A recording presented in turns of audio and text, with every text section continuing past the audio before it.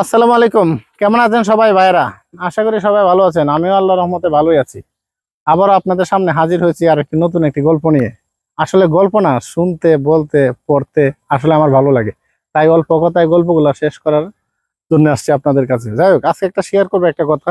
আমরা জানি সবাই যে চরিত্রই মানুষের মুকুট স্বরূপ। এই জন্য বলে কি, health lost is nothing, money lost is something, but character lost is everything.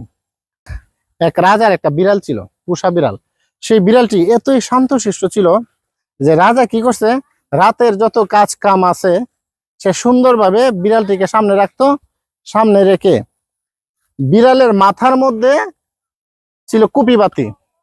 বিড়াল ঠিক তেমনি ভাবে মাথার মধ্যে কুপি বাতিটা রাইখা একবারে নিস্তব্ধ খাম্বার মতো দাঁড়িয়ে থাকতো বা কোনো এক জায়গায় বসে থাকতো।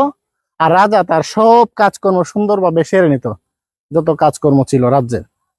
পরে মন্ত্রী হঠাৎ করে ঢুকছে রুমের মধ্যে, ঢুকা দেখে তো এই অবস্থা।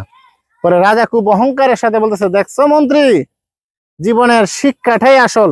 এই যে আমি তাকে ট্রেনিং দেয়া আজকে এই পর্যন্ত আনছি, যে আমি যেভাবে বলি সে এভাবে চলে।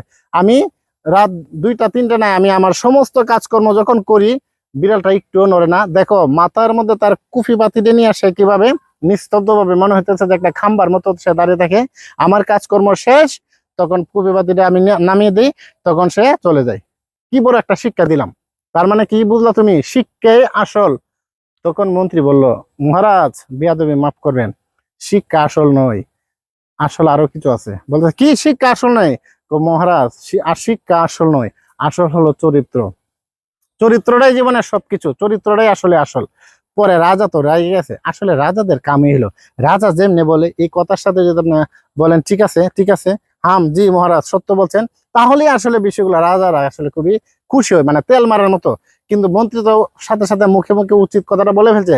তখন মন্ত্রী কবি আসলে রাজা কবি রেগে গিয়ে বলতেছে, কি বলো, চরিত্রই আসল, এই প্রমাণ যদি তুমি না দিতে পারো তাহলে কালকে তোমাকে ইনশাল্লাহ শুলে পর্যন্ত আমি ছড়াইতে পারি, তোমার গর্দান কেটে কাটা যাবে। কালকে তুমি এটার প্রমাণ যে কোনো মূল্যে এটা দেখাতে হবে।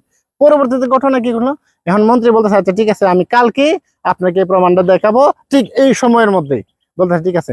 এরপর দিন মন্ত্রী কি করছে, এরপর দিন রাজা এখন আবার তার কাজকর্ম শুরু করছে, কাগজপত্র নিয়ে একবারে রাজার পুরা রাজ্য সামলানোর জন্য সে চিন্তা ভাবনা করছে। এক রুমের মধ্যে দিয়ে দেয় ঠিকই যে বিড়ালটা তার মাথার মধ্যে কুপি বাতিটা নিয়ে বসে আছে, আর রাজা সুন্দরভাবে কাজকর্ম করতেছে। মন্ত্রী কি করছে, তার পকেট থেকে ইঁদুর একটা নিয়ে গেছিল, ইঁদুরটা ছেড়ে দিছে।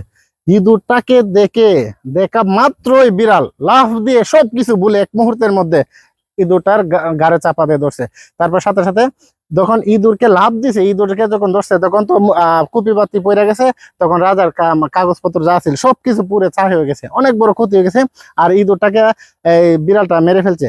তখন মন্ত্রী খুব সাহসের সাথে বললো, দেখছেন রাজা মাস্টার, শিক্ষা আসল নয়, চরিত্রই আসল। যে এখানে বিড়ালের চরিত্র হলো ইঁদুরকে ধরা, ইঁদুর মারা, ইঁদুর দেখা মাত্র সে জাপ দিবে, এটাই বাস্তব, এটাই তার চরিত্র, এটা তার শিক্ষা না। তাই আমি এটা আবার আশা করে প্রমাণ করছি।